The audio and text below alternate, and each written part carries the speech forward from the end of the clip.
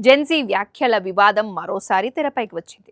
ప్రముఖ యోగా గురు బాబా రామ్దేవ్ చేసిన వ్యాఖ్యలకు బీజేపీ ఎంపీ నటి కంగనా రనౌత్ తీవ్రంగా స్పందించారు. తనపై వ్యక్తిగత వ్యాఖ్యలు చేయొద్దని, ఆ అవసరం కూడా లేదని సోషల్ మీడియా వేదికగా రామ్దేవ్కు కొంచెం గట్టిగానే చురుకులే అంటించారు. బాబాజీ నా యవ్వనం గురించి, నా బెడ్రూమ్ గురించి పగటి కలలు కనొద్దు అంటూ కంగనా ఇన్‌స్టాగ్రామ్ స్టోరీస్‌లో పేర్కొన్నారు. వదంతులు, ఊహాగానాల ఆధారంగా ఎవరి వ్యక్తిత్వాన్ని అంచనా వేయడం సరికాదని అన్నారు. నాకు ఎప్పుడూ తప్పుడు ప్రచారాల విషయంలో సుప్రీంకోర్టు నుంచి చివాట్లు పడలేదు. వాస్తవాల ఆధారంగా మాట్లాడుతున్నా. కాబట్టి నాకు వ్యక్తిత్వ పాఠాలు చెప్పొద్దు. నాది మీకంటే మంచి క్యారెక్టర్ అంటూ రామ్‌దేవ్‌పై విరుచుకుపడ్డారు. ఇటీవలే నీట్ పరీక్ష వివాదంపై ఢిల్లీలోని జంతర్ మంతర్ వద్ద జరిగిన నిరసనలకు సంబంధించిన వీడియోలపై కంగనా స్పందించారు. కొందరు యువత ప్రవర్తనను విమర్శిస్తూ వారిని గట్టర్ జనరేషన్ అంటూ అభివర్ణించారు. స్వేచ్ఛను దుర్వినియోగం చేస్తున్నారని, తల్లిదండ్రులపై ఆధారపడుతూ వ్యవస్థకు ఎలాంటి సహకారం అందించడం లేదని ఆరోపించారు. కంగనా వ్యాఖ్యలు తీవ్ర విమర్శలకు దారితీశాయి. యువతను అవమానించేలా మాట్లాడారంటూ అభ్యంతరాలు వ్యక్తమయ్యాయి.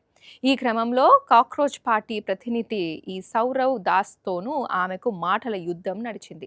అయితే వ్యవహారం మరింత ముదరడంతో తాను మొత్తం జెన్జీను ఉద్దేశించి మాట్లాడలేదని, కొందరి ప్రవర్తన గురించి మాత్రమే విమర్శించానని కవర్ చేసుకొచ్చారు.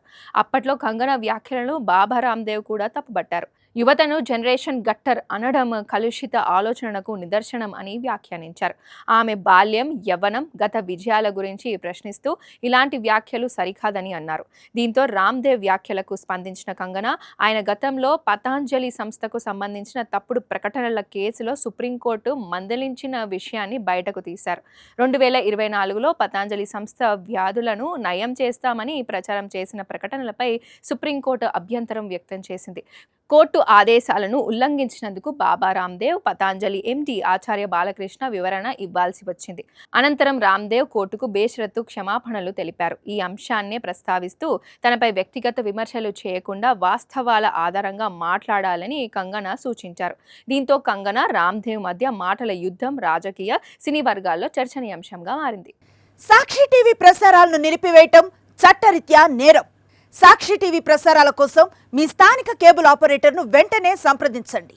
DTHలో, ఇంటర్నెట్లో కూడా సాక్షి టీవీ ప్రసారాలను వీక్షించవచ్చు.